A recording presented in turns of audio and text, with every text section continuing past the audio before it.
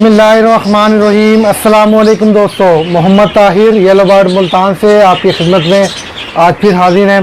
दोस्तों मैं हर बार जब भी वीडियो स्टार्ट करता हूँ एक बात अक्सर कहता हूँ कि ये वीडियो जो है मैं न्यू जो कमर्स हैं, नए शौकीन हैं जो कि इस बिज़नेस से कुछ कमाना चाहते हैं, कुछ सीखना चाहते हैं, कुछ शौक़ करना चाहते हैं, उनके लिए मैं वीडियो बनाता हूँ। तो कोशिश करता हूँ हमेशा वो टॉपिक लेकर आऊँ जो कि थोड़ा सा हटके हो।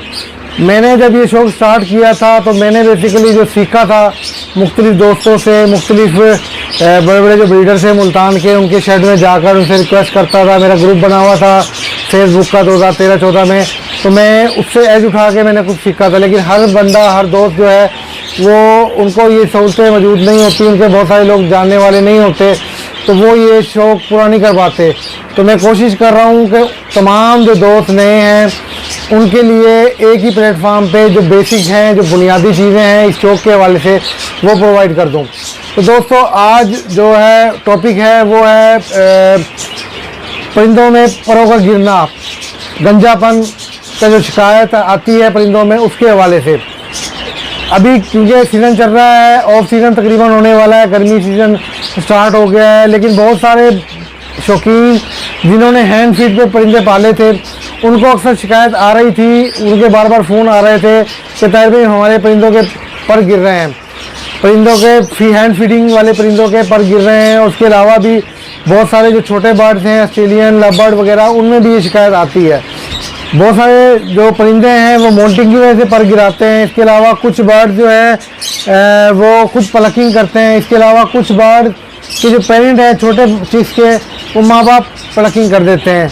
और इसके अलावा इशू आता है जिस तरह कि मैंने कहा कि बड़े बर्ड में डाइट की वजह से उनके पर गिर जाते हैं। तो ये बेसिक जो बुनियादी चीज़ें हैं उनके हवाले से हमारे दोस्तों सबसे पहले हम लोग बात करेंगे मोल्टिंग एक नॉर्मल प्रोसेस है, एक कुदरती अमल है जिसमें जो है परिंदा बच्चा हो, बड़ा हो, जितनी भी एज का हो, वो अपने पर एक ख़ास अरसे के बाद, एक ख़ास इंटरवल के बाद उसके पर झड़ते हैं और उसके बाद वो नए आ जाते हैं। हाँ, पर झड़ने के बाद दोबारा से ना आना वो एक प्रॉब्लम हो सकता है। इसमें एक बड़ी कॉमनली डिजीज़ आती है जिसे हम लोग कहते हैं फ्रेंच मोल्ड, जो कि बेसिकली एक वायरस होता है, पोलीमा वायरस, उसकी वजह से आता है। अच्छा, फ्रेंच मोल्ड का मैं आपको बताता चलूँ। फ्रेंच मोल्ड बेसिकली एक ऐसी बीमारी है जिसमें जो है आमतौर पे बहुत कम देखा गया है। 90% बर्ड जो है ना वो रिकवर नहीं होता। उसमें बेसिकली होता ये है कि एक मरतबा पर गिर जाते हैं और दोबारा से आते नहीं हैं। अब फ्रेंच मोल्ड के बारे में आपको थोड़ा सा बता दूँ। बहुत पहले जो हमारे सीनियर बताते हैं, बहुत पहले कुछ बर्ड फ्रांस से, जर्मनी कुछ लोगों ने जब इंपोर्ट करवाए तो उनमें कोई एक वायरस आया, वहाँ से इसका नाम फ्रेंच मोल्ड पड़ा, फ्रेंच मोल्ड। तो इसकी रिकवरी आम तौर पे तो नहीं देखी गई, मेरे नॉलेज में तो नहीं है कि फ्रेंच मोल्ड की जो है ना रिकवरी हो। उसमें आमतौर पे किया यही जाता है कि अगर किसी बर्ड में फ्रेंच मोल्ड का इशू आ रहा है जिस पेयर में, उसको तोड़ दिया जाता है, तोड़ के कोशिश की जाती है दूसरों से पेयर किया। दोस्तों एक वजह तो मैंने आपको बताई कि एक वजह है फ्रेंच मोल्ड की जिसकी वजह से पर गिरते हैं और दोबारा से नहीं आते। उसका सलूशन डेफिनेटली अभी तक नहीं है कोई। अभी कुछ लोग बताते हैं कि कुछ वैक्सीन इसकी आ गई हैं, लेकिन मुझे अभी कंफर्म नहीं है। मार्केट में शायद अगर है तो बहुत कम दोस्तों को नॉलेज होगा, इसका आमतौर पे अवेलेबल नहीं है। कुछ एक वजह ये भी होती है कि आपके शेड में अगर परिंदों की प्रॉपर सफाई आपने नहीं की, शेड की सफाई नहीं की, केजेस की सफाई नहीं की, तो उससे बहुत सारे परिंदों में माइट्स का इशू आ जाता है, जुओं का इशू आ जाता है, या एलर्जी का इशू आ जाता है, जिसकी वजह से वो पर गिराना शुरू कर देते हैं। उसका हल सिंपल सा है कि आप कोशिश करें अपने शेड की रेगुलर बेस पर मंथ में 15 दिन में 20 दिन में सफाई ज़रूर करें। अपने बर्ड्स के जो केजेस हैं उनकी सफाई ज़रूर करें। अच्छा दोस्तों, अगर तो है एलर्जी का इशू, सफाई का इशू, तो उसमें सबसे बेस्ट तो ये है कि आप कोपेक्स ले लें। कोपेक्स उसको तसल्ली से लगाएं। आप कोपेक्स को बर्ड को पकड़ लें। बर्ड को पकड़ने के बाद उसकी आंखों से बचा के उसके सारे जिस्म पे कोपेक्स लगा दें। टाइगर वालों को मिल जाए, किसी अच्छी कंपनी का आप कॉपेक्स लगाएं। उसमें मैं जो रिकमेंड करता हूँ, जो मेरा तरीकाकार है मैं वो बता देता हूँ।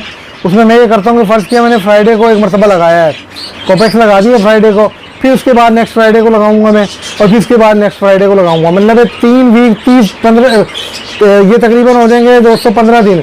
15 दिन उसको आप लगाएं और फिर 10 दिन छोड़ दें। आपको 25 दिन में आइडिया हो जाएगा कि यार कि जो पर गिर रहे हैं वो बेसिकली जुओं की वजह से, एलर्जी की वजह से गिर रहे हैं या कोई और वजह है। आप ज़रूरी नहीं है कॉपेक्स यूज़ करें, आपके पास जो भी एक अच्छा माइट्स का स्प्रे है जुए मारने के लिए, जो चीज़ भी आपके पास पड़ी हुई है वो यूज़ कर सकते हैं। मैं कॉपेक्स भी यूज़ करता हूँ, प्रीवेक्स आता है, प्रीवेक्स यूज़ कर लेता हूँ। इसके अलावा एक आलियन वालों का आता है माइट्स कंट्रोल, वो यूज़ कर लेता हूँ। तो डिपेंड करता है कि आपके पास जो चीज़ अवेलेबल है या आपको इजीली जो चीज़ आपके पास मिल जाएगी आपके नज़दीक मेडिकल स्टोर से या बर्ड्स की शॉप से, आप वो ले लें और उसको यूज़ करें। इसके अलावा आप कोशिश करें डिटॉल से और ब्रोमोसेप्ट से, सिरके से जो ना बर्ड पे स्प्रे करें आप।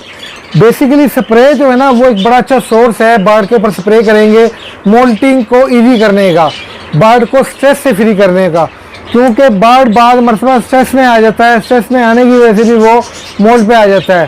तो आप बर्ड पे जब शावर करेंगे तो वो भी एक इजी वे है, आसान तरीका है बर्ड को मोल्ट क्लियर करवाने का, बर्ड का मोल्ट ख़त्म करने का। दूसरी वजह हो सकती है दोस्तों कि बर्ड में डेफिशिएंसी है मुख्तलिफ मिनरल्स की, विटामिन की, कैल्शियम की, विटामिन डी की। तो उसमें अगर आपने कॉपेक्स यूज़ कर लिया है और कॉपेक्स यूज़ करने के बाद आप अच्छी डाइट देंगे तो बड़ी उम्मीद है कि इस तरह का बर्ड रिकवर हो जाएगा। उसमें होता ही है कि कुछ बर्ड जो बच्चे हैं वो स्ट्रेस की वजह से या किसी और वजह से अगर उनको ये प्रॉब्लम आ गया है, उनके पर गिर गए हैं, पर झड़ गए हैं, गंजापन उसमें आ गया है, तो कोशिश करें कि उनको आप अच्छी डाइट दें, अंडा दें, सॉफ्ट फूड दें, उनको अच्छे मल्टीविटामिन दें। तो वो जब फर्स्ट और सेकंड मोल्ट क्लियर करेंगे तो आपका ये मोल्टिंग का इशू, पर झड़ने का इशू, गंजेपन का इशू हल हो जाएगा।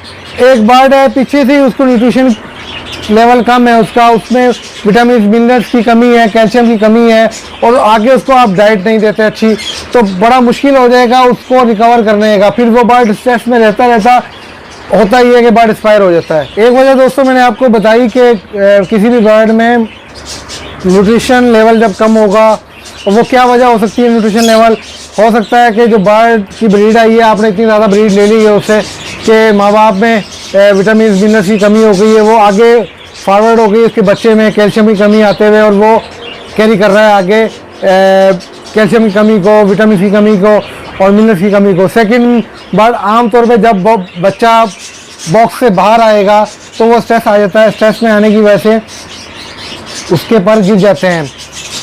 तो उसका हल मैंने बताया आपको कि वो अच्छे विटामिन में ही ऐड करना पड़ेगा। अब बहुत सारे दोस्त जो हैं वो यूज़ करते हैं मुख्तलिफ विटामिन, आप कैल्शियम में CA-D3 यूज़ कर सकते हैं, इसके मल्टीविटामिन यूज़ कर सकते हैं। इसके अलावा दोस्तों प्रॉपर जो मेडिसिन यूज़ होती है, प्रॉपर जो बर्ड्स के हवाले से, मोल्टिंग के हवाले से, आमतौर पे जब सीज़न ऑफ होता है तो शौकीन जो हैं जो जिन बर्ड्स को फ्लाइंग में डाल देते हैं उसमें कुछ मेडिसिन यूज़ करते हैं मोल्ट क्लियर करने के लिए, बर्ड की हेल्थ को पूरा करने सही करने के लिए, और जो कमी रह जाती है, जो सीज़न में कमी आ जाती है बर्ड्स में मल्टीविटामिन वगैरह की, उसको पूरा करने के लिए वो विटामिन यूज़ करते हैं।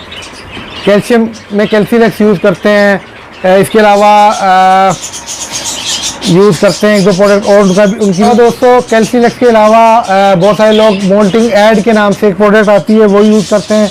इसके अलावा नेक्ट्रॉन बायो के नाम से नेक्ट्रॉन वालों की प्रोडक्ट आती है वो यूज़ करते हैं।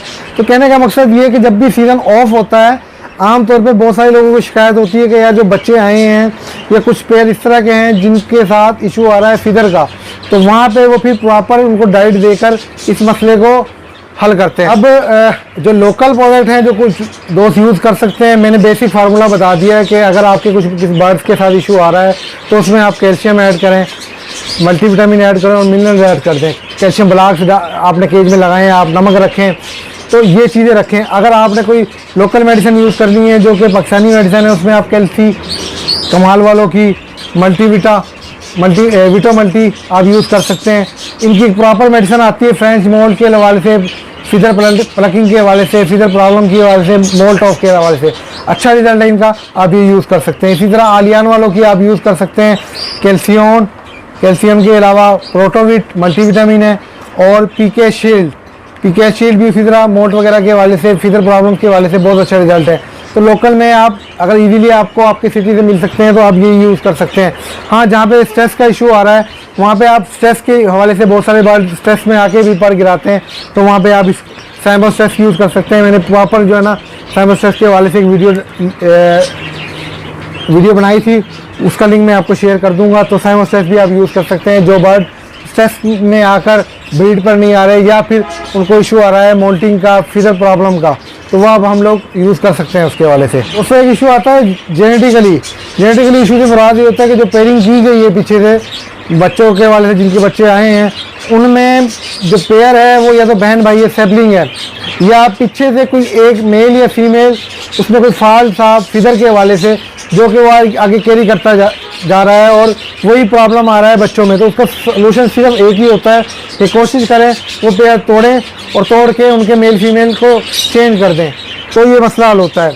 अच्छा, बहुत सारे दोस्तों का फ़ोन आता है कि ताहिर भाई मेरे परिंदे के ना पर गिर गए हैं, गंजा हो गया है, लेकिन उसके पीछे बताते नहीं है कि क्या इशू है। अब अगर फ़र्ज़ किया छोटा बच्चा है और छोटे बच्चे के पर जो है वो आमतौर पे माँ बाप भी प्लग कर सकते हैं, वो आपको चेक करना पड़ेगा। अगर थोड़ा सा बड़ा बच्चा है, बड़ा बर्ड है, तो वो प्लकिंग खुद भी कर रहा है।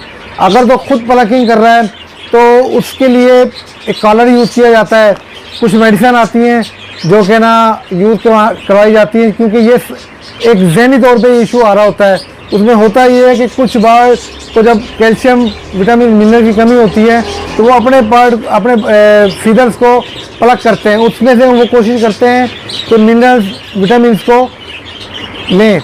अच्छा, उसमें कुछ बर्ड्स की जो है ना साइकोलॉजिकली जो है ना गंदी आदत, जिसे कहते हैं गंदी आदत पड़ जाती है, तो उसमें फिर कुछ होम्योपैथिक की मेडिसिन आती है, जिस तरह के मोल्ट ऑफ इसी काम के लिए है, और पीके शील्ड जो है वो इसी काम के लिए है। वो साइकोलॉजिकली जो है ना उस पर जाके रिजल्ट देती हैं, असर करती हैं, और वो बर्ड आहिस्ता आहिस्ता रिकवर हो जाता है। इसके अलावा अगर खुद प्लकिंग कर रहा है तो प्लकिंग खुद करने के लिए आम तौर पे फिर वो एक कॉलर बनता है, उसकी मैं तस्वीर इंशाल्लाह शेयर कर देता हूँ। वो कॉलर बना के आप लगाते हैं ताकि वो बर्ड अपने पार जो है वो प्लग ना करें। हाँ, अगर माँ बाप कर रहे हैं तो कोशिश करें, चेक कर लें कि माँ कर रही है या बाप कर रहा है। जो भी कर रहा है उसमें से उसको आप निकाल दें। इंशाल्लाह जो दूसरा बर्ड है पार्टनर जो है वो अपने बच्चों को फीड करवा लेगा और उसमें परेशान नहीं होना है। वो इंशाल्लाह जिस तरह ही वो सेल्फ होंगे और खाना पीना शुरू करेंगे, अगर आप उनको अच्छी डाइट देंगे तो वो मसला हल हो जाएगा।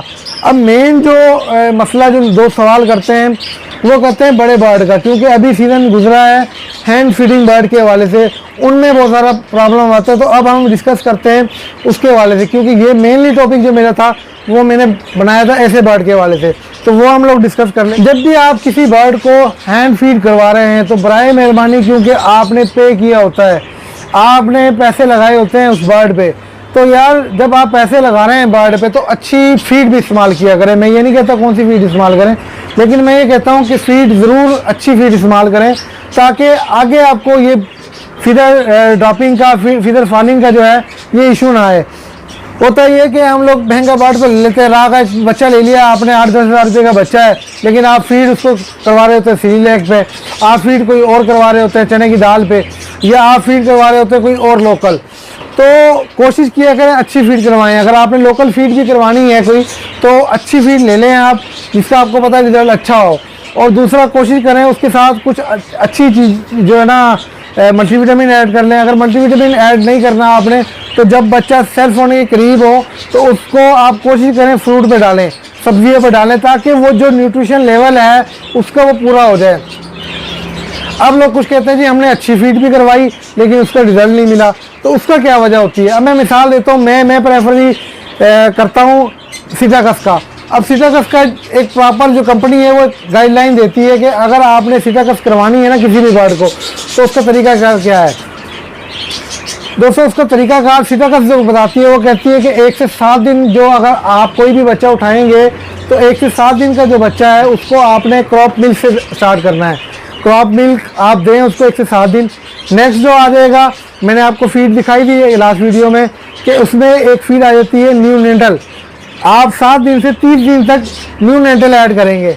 न्यू नेटल जब 30 दिन का बच्चा हो जाएगा फिर आप उसको शिफ्ट करेंगे जो बर्ड है। फर्स्ट क्या, अगर ग्रे है, ग्रे को आप करेंगे हाई एनर्जी पे। अगर रा है तो आप उसको शिफ्ट करेंगे हाई प्रोटीन पर। अगर आपने रिंगनेक है, येलो है, वाइट है, तो उसको आप हाई प्रोटीन पे शिफ्ट कर सकते हैं। लेकिन कुछ लोग उसको कहते हैं, कंपनी कहती है कि उसको आप जो मिनी है, फिजाकस की मिनी फीड आती है, उस पर शिफ्ट करें। तो कंपनी ने जो एक प्रॉपर गाइडलाइन दी है उसके मुताबिक चलें, इंशाल्लाह आपको मसला नहीं आएगा। अब बहुत सारे लोग यूज़ करते हैं केटी, तो केटी के लिए प्रॉपर जो फीड हाई एक उनकी आती है हाई फैट और एक आती है ओमेगा 3, और तो उसके मुताबिक आप यूज़ करें। अब अगर ग्रे का बच्चा है तो हाई फैट यूज़ होगी, अगर रा का बच्चा है तो कोशिश करें उसको लो फैट पे आप चलाएंगे। तो कहने का मकसद ये है कि बराए मेहरबानी जो भी बर्ड आप ले रहे हैं उसको पे कर रहे हैं तो कोशिश करें आप उसको 1 महीना, 1.5 महीने, 2 महीना आप अच्छी फीड पे जाएं, फिर कोशिश करें अगर लोकल फीड पे ले आए आप तो अच्छी बात है। अब कुछ लोग कहते हैं कि जी ताहिर भाई बहुत सारे लोग जो है ना सीलेक पे पाल लेते हैं या चने की दाल पे पाल लेते हैं, बिल्कुल ठीक है, जो समझदार दोस्त हैं वो पाल लेते हैं। अच्छा, उसमें एक चीज़ बड़ी मैटर कर रही होती है। देखें, आपने जो बच्चा लिया होता है उसका आपको पता नहीं होता कि आपने जो बच्चा लिया है पीछे जो फार्मर है उसने उसको क्या दिया है, जो उसके माँ बाप हैं वो पीछे से कितने स्ट्रॉन्ग थे, क्या वो सेबलिंग तो नहीं थे, आपको नहीं पता होता। तो ये चीज़ें भी काउंट कर रही होती हैं। बहुत सारे जो पेयर फार्मर है वो बहुत अच्छी फीड करवा रहे होते हैं। बहुत सारे फार्मर जो हैं वो भैया क्योंकि उन्होंने बेचना होता है, ब्रोकर हजरात ने बेचना होता है, तो वो फीड प्रॉपर अच्छी नहीं करवाते। वो बहुत सारी XYZ फीड करवा कर, चने की दाल फीड करवा के सेल कर देते हैं, वो आपको फेस आपको प्रॉब्लम करनी पड़ती है। तो ये बेसिक चीज़ें इनको आप ध्यान में रखा करें आप दोस्तों। परिंदों के फिजर का गिरना कोई इतना बड़ा इशू नहीं है, सवाए अगर फ्रेंच मोल्ड का इशू नहीं आ रहा तो यूजली जब भी वो मोल्ड करेंगे, मोल्ड के बाद वो इंशाल्लाह आपके बर्ड्स का मसला हल हो जाएगा। लेकिन बेसिक पॉइंट्स मैंने जो आपको बताया वही करें आप, मतलब कोशिश करें उसको डाइट अच्छी दें, जितनी अच्छी डाइट दे सकते हैं। इसके अलावा अच्छा केज देने जिसका साइज़ बड़ा हो ताकि बर्ड प्रॉपर उड़े, फ्लाई करे। फ्लाई जब करेगा तो खुद पावरफुल होगा, वो उसमें बड़ा उम्मीद होती है कि वो ग्रोथ करेगा। ठीक है, कोशिश करें आप सब्जियां दें, फ्रूट दें, ठीक है ना। फ्रूट के अलावा आप अगर आप शावर कर सकते हैं तो शावर करें, ये बहुत अच्छी चीज़ है। छोटी छोटी चीज़ें अगर आप इसको करेंगे ऑफ सीज़न में, क्योंकि आमतौर पे ऑफ सीज़न में जो है आप ये देखें कि हम लोग छोटे छोटे केज दे देते हैं, उनको फ्लाइंग नहीं देते, ख्याल नहीं करते। ऑफ सीज़न में रेस्ट दें, उनको रेस्ट देंगे, अच्छा दाना देंगे, डाइट अच्छी देंगे जब, तो आपका बर्ड रिकवर हो जाएगा। तो मसला यही है कि जब आप केयर करेंगे, बर्ड को प्यार करेंगे, टाइम देंगे, तो ये मसला हल हो जाता है। तो दोस्तों ये था आज का टॉपिक। उम्मीद है आपको बेसिक जो इन्फॉर्मेशन है कोशिश की है मैंने प्रोवाइड करूं वो मिल गई होंगी। लेकिन फिर भी इस वीडियो के हवाले से अगर कोई आपकी कोई सवाल है, कोई पॉइंट है, ज़रूर मुझे कमेंट में बताइएगा।